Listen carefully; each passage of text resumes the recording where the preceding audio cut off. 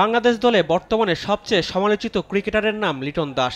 Saint ভিনসেন্টে West ইন্ডিজের বিপক্ষে প্রথম টি-20তে তার অধিনায়কত্বে দারুণ জয় তুলে নিয়েছে বাংলাদেশ, কিন্তু ব্যাট হাতে ব্যর্থ লিটন।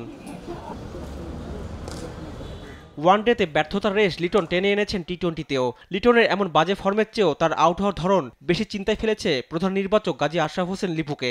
জানান তাকে নিয়ে টিম ম্যানেজমেন্টের কাজ করার সময় এসেছে। এতটুকু বলতে পারি, we are certainly concern about the way he is getting out, and near future যদি সেখানে কোনো কিছু মেরামতের প্রয়োজন হয়, মেরামতের জন্য কোচরা আছেন।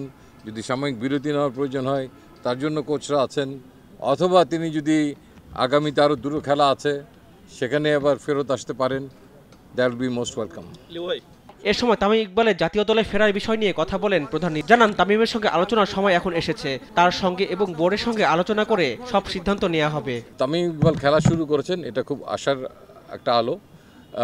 আমার বিশ্বাস যে এটাও খুব অতি দ্রুত আমরা হয়তো অবহিত হয়ে যেতে পারবো যে whether he will be available for champions ট্রফির জন্য উনি অ্যাভেলেবল থাকবেন কিনা। আমরা তার সঙ্গে নিশ্চয়ই এখন আলাপ করার মতো একটা অপর্যায়ে চলে গেছি, এবং আমার বিশ্বাস সেটার জন্য বোর্ড এবং সিলেক্টার্স দুই পক্ষের সমন্বিতভাবে বসে আলাপ করাটা মানে এটার একটা সমাধানের রাস্তা অনেক বেশি ফার্ম করবে।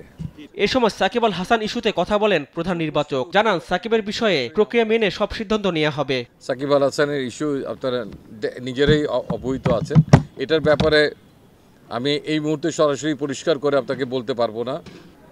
সাকিব আল হাসানের সঙ্গে যোগাযোগের প্রক্রিয়াটা হচ্ছে ক্রিকেট অপারেশনস, এবং ক্রিকেট অপারেশনসের থ্রু সিলেকশন প্যানেল। তো কাজেই এটা ওই প্রক্রিয়ার মধ্যেই চলবে, আগামীতেও সেভাবেই চলবে। রিফাত আঞ্জুম, দেশ টিভি, ঢাকা।